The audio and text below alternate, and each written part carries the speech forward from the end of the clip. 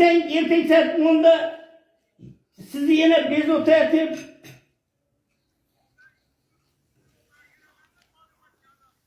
Zəluqə saat 8 oldu, əli siz soğuğanınız yok mu verin? 8 oldu hələ. Siz birgə siz oturun, sizə maşını verəbəm, məzir.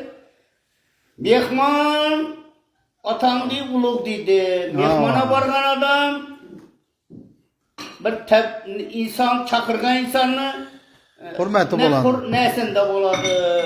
Çıqqanımdan sizə bakaram. Ava. Çıqqanımdan aytamam sizə mənə bir koçkar soydum mən. Ava.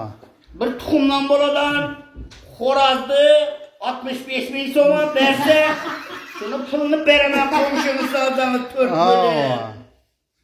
Başka yerlerde piyaz koşmam. Piyaz koşmasın. Koşka güç yemek. Nerede bu beylemde. Koşka güç yemek onu marinot ettin benim bakıyorum. Konuşat arkadaşlar. Ala verin. Dükkana girin. Ben adımı aytım da ala verin. Lakin 40.000 sonuna aşması. Melek'in Yavuz bizimle götürür mü? 40.000. Bir şara 33. 7.000 sonuna çorba bir soğanı. 40.000'le aşması.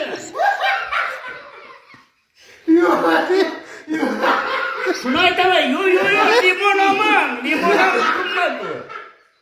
Limon aman. Kola aman. Şişe ara. Çorbasını aralım.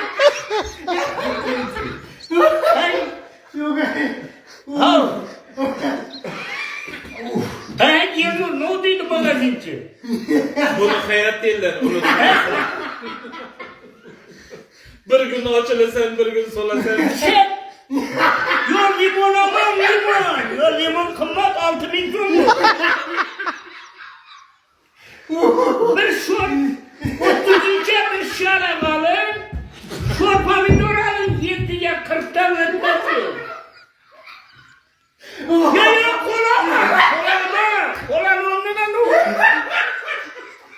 Yok. Kola onunla ne olur?